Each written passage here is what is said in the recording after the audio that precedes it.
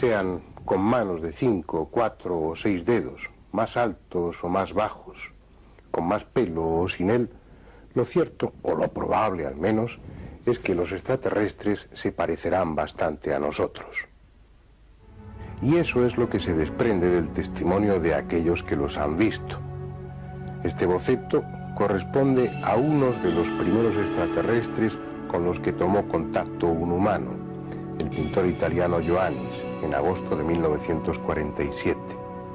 Después serían vistos otros muchos de características similares, con poco más de 1 metro de estatura y una gran cabeza. A ese tipo de alienígenas hubo que unir inmediatamente otros de aspecto diferente, vestidos con atuendos igualmente distintos, estaturas que llegaban hasta los 3 metros, ojos de todo tipo, piel de los más variados tonos, escafandras en algunos, trajes negros, plateados, escamosos, brillantes, unos de rostro angelical, otros repulsivos, algunos decididamente robotizados. En pocos años hubo material suficiente para intentar una clasificación, y se han hecho muchas. La más conocida es la del ufólogo brasileño Jader Pereira, en 1970, basada en 333 casos con poco más de 400 humanoides observados. En su clasificación, pese al escaso material encuestado, se llega a 12 tipos diferentes de seres, sin contar los detalles adicionales en su anatomía o en su indumentaria. Como les sugería antes, los tipos descritos se ajustan básicamente a la arquitectura biológica de los humanos, con muchas variedades en cuanto a los detalles accesorios. Algo similar, si bien se piensa, a lo que sucede en este planeta, en el que conviven seres humanos de muy diferentes tonos de color de piel y con estaturas que van desde el metro escaso de los pigmeos hasta los 2,5 metros de algunos jugadores de baloncesto. Bien, aunque no sepamos cómo, parece claro que estamos siendo visitados por seres más o menos exóticos procedentes de lugares que desconocemos y con un nivel tecnológico bastante evolucionado. Pero, ¿a qué vienen? Es evidente que no a invadirnos.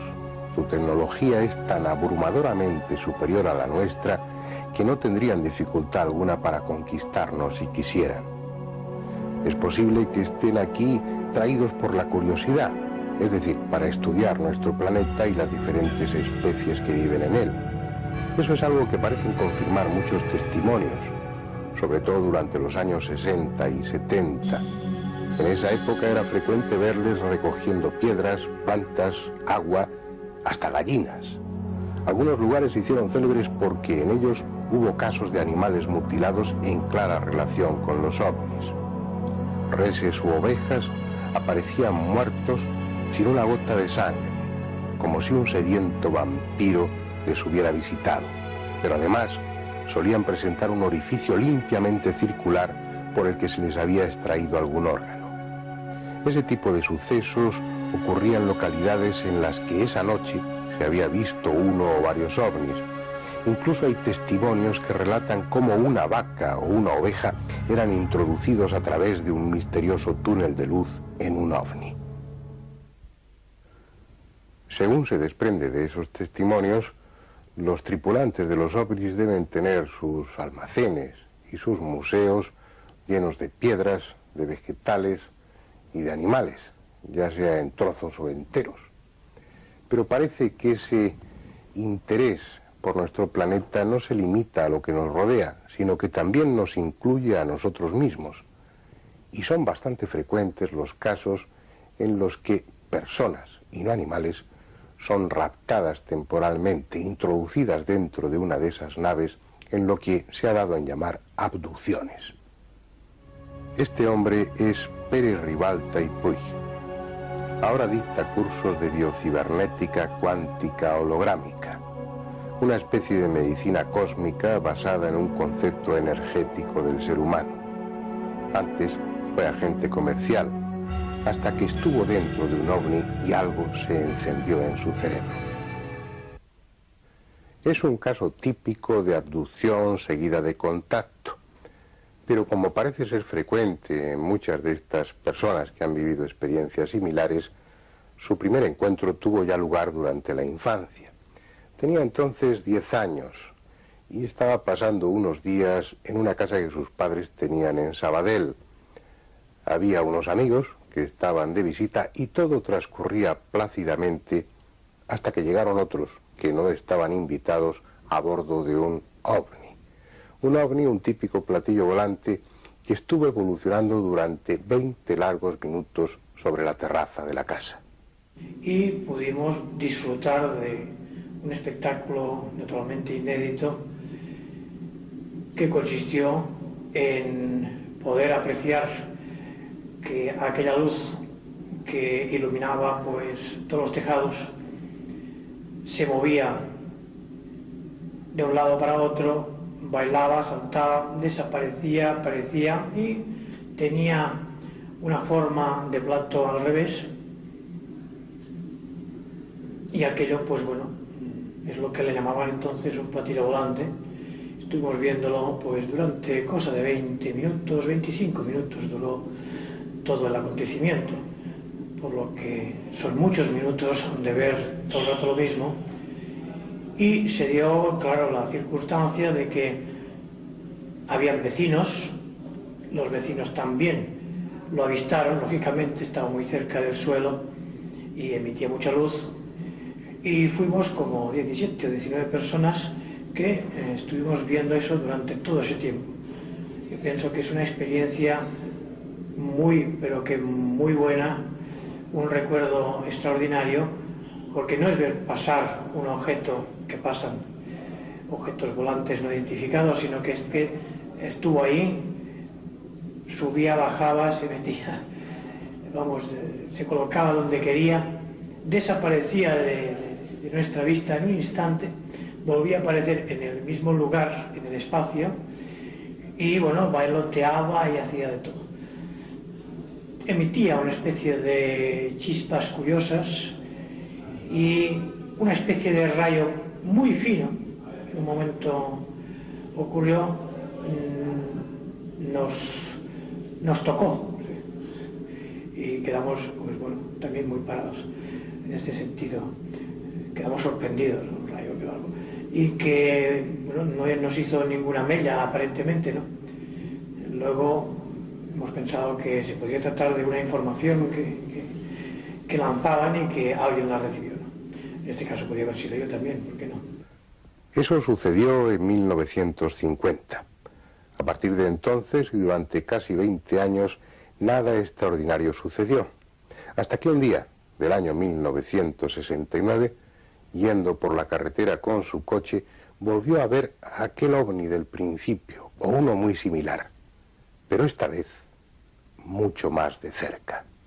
Ocurrió, bueno, tuve un avistamiento con contacto de esos que separa el coche, etcétera, donde, bueno, puedo dar testimonio de que vi, y creo estar en mis cabales, vi un objeto que era el mismo, posado en el suelo, y que allí fuera de él, ya aterrizado, cuando yo llegué, había dos figuras humanoideas curiosas,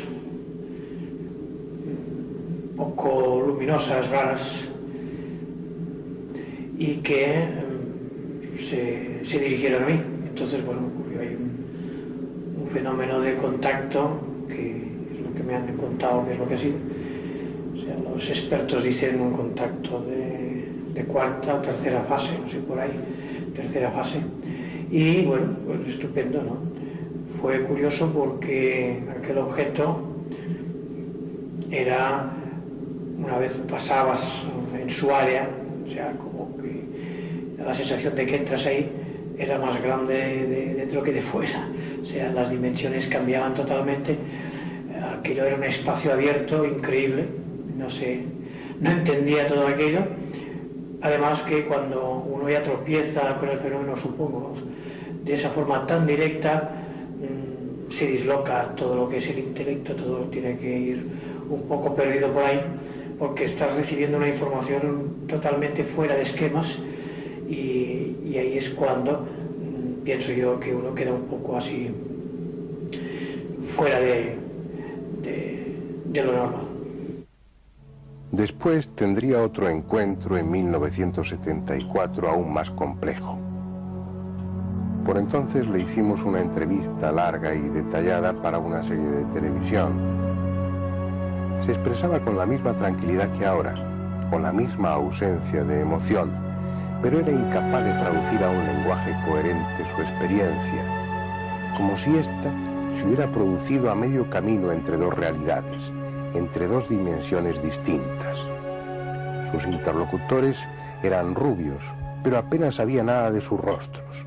No estaban desnudos, pero su ropa parecía formar parte del cuerpo y era como si no estuvieran vestidos.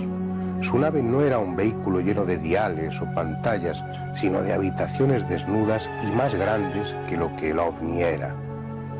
Su experiencia estuvo más cerca de lo místico que de lo tecnológico, y algo que no sabe o no quiere saber sucedió en aquellas entrevistas. Algo para lo que fue seleccionado cuando tenía 10 años. Como tantos otros contactados, tiene una misión cuya dimensión ignora, pero entre tanto se ha abierto a otros campos diferentes. De su trabajo como agente comercial pasó a la acupuntura y las medicinas orientales, y de ellas a la disciplina que actualmente imparte. Esa medicina biocibernética, cuántica, holográmica, en la que subyace parte de la información recibida durante sus encuentros con los extraterrestres. Son cosas difíciles de aceptar para aquellos que están fuera del fenómeno ovni, hasta que les suceda a ellos mismos. Puede ser de cualquier manera, porque todos los casos son diferentes, pero si hubiera que describir una abducción, un rapto típico, basado en el testimonio de muchos raptados, sería algo así. Está atardeciendo. Nuestro protagonista conduce su coche por cualquier carretera, ajeno a cuanto va a sucederle, con su pensamiento lejos de algo tan extraño o absurdo como los ovnis. Súbitamente siente un impulso y se desvía por una carretera secundaria. No hay razón alguna para hacerlo, pero tampoco tiene demasiada prisa y además siente cierta curiosidad por ver las consecuencias de esa especie de capricho surgido aparentemente de su subconsciente. No hay tráfico alguno. Durante varios minutos circula en solitario por la estrecha carretera.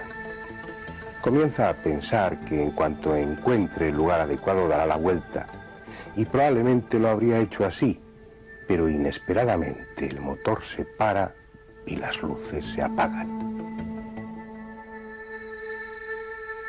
Tras varios intentos infructuosos, decide ir en busca de ayuda, de alguna casa desde la que telefonear. Camina maldiciendo su suerte y diciéndose a sí mismo que nunca volverá a hacer caso de impulsos como ese. Caminará 100, 200 metros y en el primer recodo del camino se encontrará con ellos.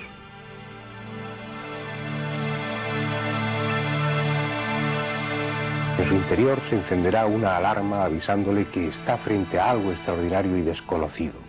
Su primer impulso será echar a correr, pero inmediatamente y contra toda lógica, la alarma interior queda muda y es sustituida por un sentimiento de paz, por una cálida confianza